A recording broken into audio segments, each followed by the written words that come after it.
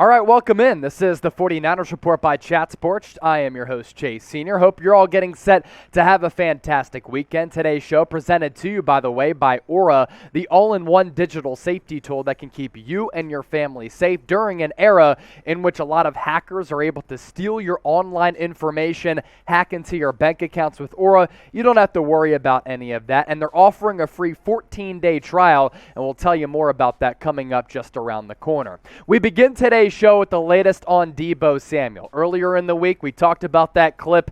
He and his trainer working out at that boxing gym. His trainer said Deebo's about to get paid, and a lot of people were excited about that with training camp getting underway on Tuesday. But then Tom Pelissero, NFL Network, saying nothing imminent as far as a Deebo deal between San Francisco and one of the best and most valued offensive players in the NFL. So this is what we know right now. Deebo is back in the Bay Area with training camp starting on Tuesday at the SAP practice facility right by Levi's Stadium in Santa Clara. Deebo's trainer had said, my client is about to get paid, but then Tom Pelissero responded and said, not so fast. Here's what he said on NFL Network. The trainer is right about one thing. Deebo is about to get paid eventually, though. Now, at this point, of course, trainers don't negotiate contracts. That's up to Deebo's agent, Tory Dandy. I can tell you the sides have been in communication. They have had contract talks in the long-term deal that would keep Deebo in San Francisco.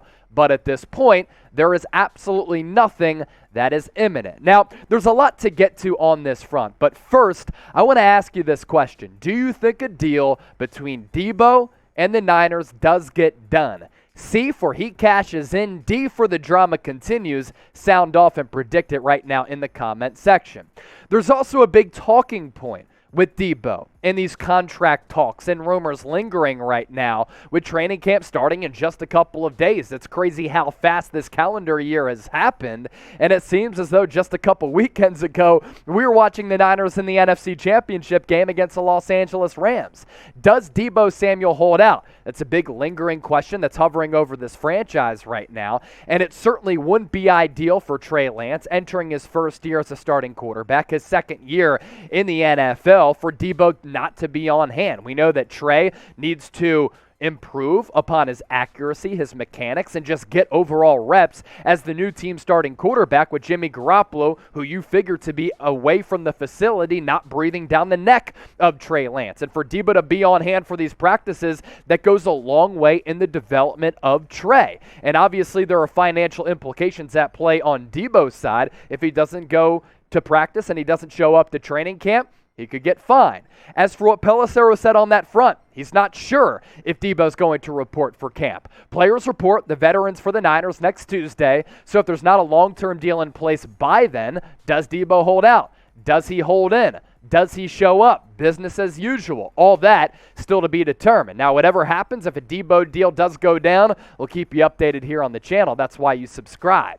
There have also been some recent extensions when we discuss this Deebo matter that go in line with where we are in the calendar year, right? George Kittle got his extension August 13th of 2020. That previous February, the agent for George Kittle had said it's a Valentine's Day massacre that a deal didn't get done. It's all about leverage, folks. There's a lot of smoke being blown here. Fred Warner got his extension, making him the highest paid linebacker at the time before Darius Leonard inked that deal on July 21st, 2021. Deebo, he's eligible for a contract extension, so too is Nick Bosa. But without Jimmy Garoppolo being dealt and with him still on this football team, the Niners lack the funds to give new deals to Deebo and Bosa. So if you're subscribed to the 49ers Report, I hope you are, because like I said, if a Deebo deal happens, we'll be the first ones to let you know, and we'll do it in a very informative, entertaining way. I want you to type Real One. If you've helped support us get to the point where they're the largest 49ers News and Rumors channel on YouTube. The real ones show up and show out. The real ones watch us every single day, and I want to show you some love back. I'm going to respond to as many people as I can in the comment section. I want to see hundreds of real ones in the comments, because I know Niner fans, the faithful Niner Empire, you guys are all ride or dies.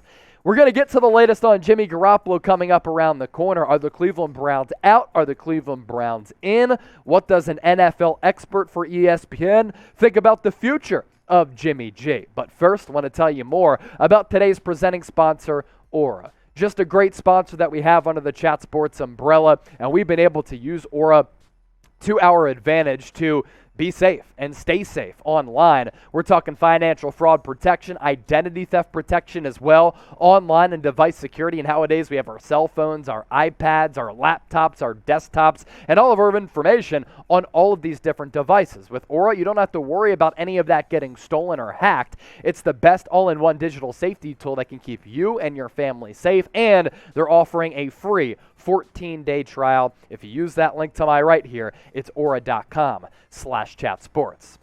Now we pivot to Jimmy Garoppolo. Mary Kay Cabot, who is like the number one go-to reporter when it comes to the Browns, had reported that the Browns not expected to pursue Jimmy Garoppolo. Pro Football Focus saying something else. First, we look at what Mary Kay Cabot said. Browns are still not expected to pursue a trade for Jimmy G, even with the uncertainty over Deshaun Watson's suspension. The Browns never seriously considered trading for Garoppolo this offseason, even before Watson hit the trade market in March, when a grand jury declined to indict him on criminal charges. Now, Jimmy Garoppolo's shoulder injury changed everything. If it wasn't for him undergoing the knife for a guy who's already been injury-prone throughout his career, I think a deal would have happened right after the regular season, because I think Jimmy Garoppolo has value as a guy who can come in. You can count on him for being accountable, being a good leader in the locker room. He's very well respected by everybody within that organization. And when it comes to his play on the field, is he an elite top 10 quarterback? No. Is he a middle tier guy? I believe he is. And he's won a lot of football games as a starting quarterback. 71% of them, to be exact, 2 NFC championship games in 3 years and a Super Bowl appearance back in 2019. And because of that, that all works with the Browns' current timeline of how they've constructed that roster with Kevin Stefanski as the head coach, Andrew Berry as the general manager. They traded for Amari Cooper. Nick Chubb is squatting 600-plus pounds. They paid David Njoku. They have put themselves in a position to compete in an AFC that is chock full of really, really good teams. And they're not going to bypass trying to chase a deep playoff run or the Lombardi Trophy if Deshaun Watson gets suspended for a long period of time. You can't convince me that the Cleveland Browns are content with Jacoby Brissett as their starter if Watson is out for a long period of time, with the current iteration of that roster and Josh Dobbs being the backup.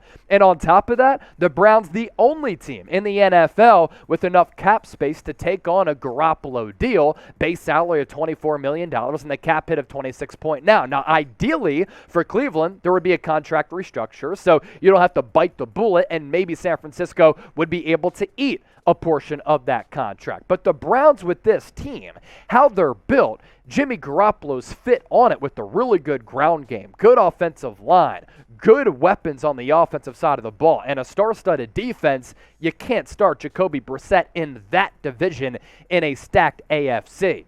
As for where Field Yates thinks that Garoppolo is going to go, or what's going to happen with him, because this has been a looming storyline and a fascinating one at that this entire offseason, who's willing to commit a multi-year extension to Jimmy Garoppolo when he's coming off that shoulder surgery? And as of this point, no one's found a strong desire to acquire him. So the other thing that could change is that someone's plan that looks good right now could be blown up during training camp because of other poor performances from their respective quarterbacks, an injury or something else that all of a sudden changes the outlook of your roster. Lastly, we've seen late training camp trades. I think Sam Bradford will always be remembered as the most memorable recent one when he went from Philly to the Vikings to pave the way for Carson Wentz to start.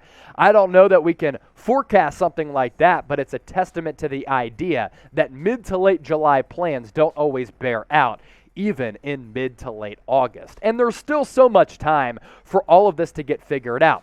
There are 3 things that can impact what is now a dead Jimmy Garoppolo trade market and heat it up instantly: injuries in training camp, subpar quarterback play, and a contract restructure. If a team suffers an injury at the quarterback spot, especially if they're a playoff-ready team, there aren't many better options out there than Jimmy Garoppolo. If a quarterback is failing to reach expectations, like Tua Tagovailoa, like Jameis Winston, and they're not playing well and displaying the necessary skills to lead a team to the playoffs, then another team could come calling to John Lynch and the 49ers front office. Lastly, he's very expensive. Still below market value with that base salary of $24 million, but a contract restructure makes Jimmy Garoppolo even more valuable and even more of a better option for other teams out there looking to upgrade or fulfill a need at the quarterback spot, depending on that aforementioned quarterback play or lack thereof, or maybe injuries at that position.